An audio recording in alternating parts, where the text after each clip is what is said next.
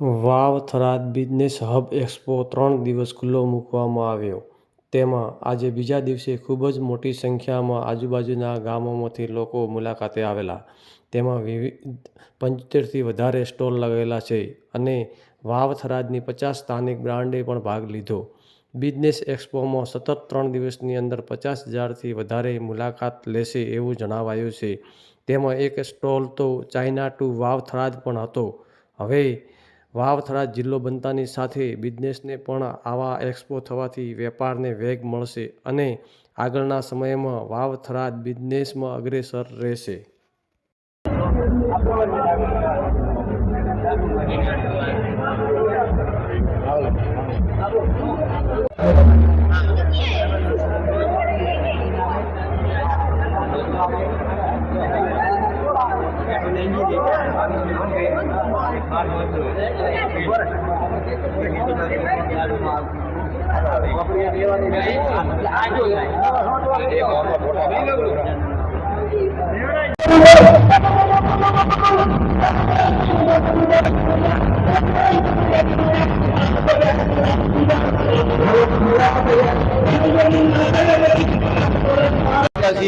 વાવ થરાદ જિલ્લામાં ત્યાં કાલથી 3 દિવસ માટે એક્સપો બિઝનેસનો શુભારંભ થયો છે. ત્યાં આગળ આપણે થરાદની અંદર વિવિધ સ્ટોલ પણ લાગેલા છે અને આજુબાજુના ગામડામાંથી લોકો પણ અહીંયા મુલાકાતે પણ આવી રહ્યા છે. તો ત્યાં આગળ વિવિધ સ્ટોલની અંદર એક આપણા જે સ્ટોલ છે જે સુપર પાવર જે સ્ટાર સીડ કંપની છે એનો સ્ટોલ અહીંયા લાગેલો છે. ત્યાં આગળ આપણે આજે મકાઈ અને ગાધા બાજરી જે આપણે કહેવાય છે ખેડૂતો માટે એનો સ્ટોલ અહીંયા લાગેલો છે. તો આપણે જે મકાઈ છે તમે જોઈ શકો છો કે એની જે હાઈટ છે એ લગભગ અંદાજે 10 ફૂટ જેવી હાઈટ પણ છે અને એમને જે સુપર જે સ્ટોલ લાગેલો છે જે સુપર બીજ કેન્દ્ર છે એમના જે ઓનર છે એમની સાથે આપણે વાત કરીશું. નમસ્કાર, હું સુપરસ્ટાર સીડ્સ કંપનીમાંથી સાગર પ્રજાપતિ અને આજે અવનવા ખેડૂતો નવી મુલાકાતો અમારા સ્ટોલની કરી રહ્યા છીએ.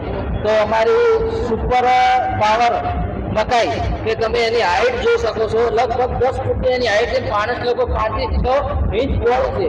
અને બીજું કે અમારે 101 હાઇબ્રિડ ભાજી ખાવા માટેની આવે છે. તો ખેડૂત મિત્રોને ખાસ વિનંતી કે એક વખત તમે પણ મુલાકાત કરજો અને અમારા સ્ટોલનો અનુભવ લેજો અને તમે પણ એક વખત બાજરીનું વાવેતર કરી અને એક વખત એનો રોટલો ચાખજો તો ચાહત મળી જશો. અને પ્રોટીન વધારે આવવાથી ખેડૂત મિત્રોને ખાસ વિનંતી કે ભેંસના દૂધમાં અને ફેટમાં 100% વધારો થાય છે.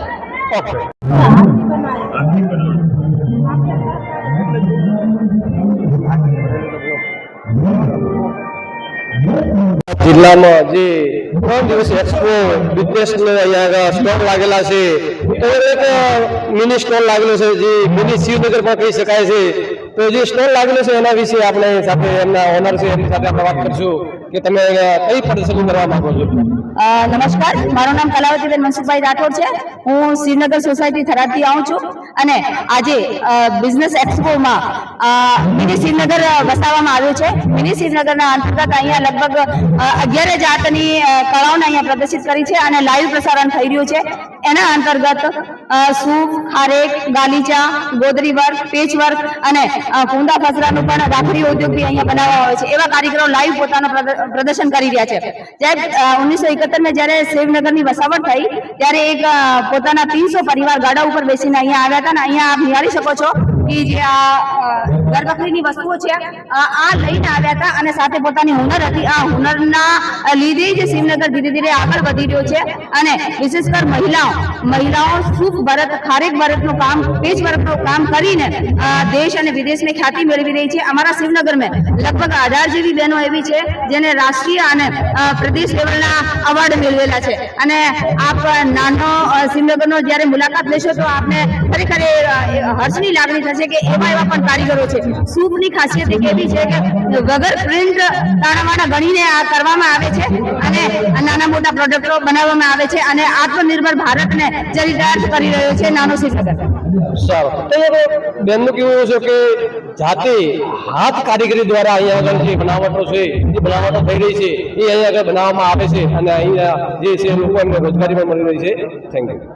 જે 3 દિવસીય બિઝનેસ હબ જે એક્સપો છે એનું કાલથી ઓપનિંગ થયું છે, આજે બીજો દિવસ છે.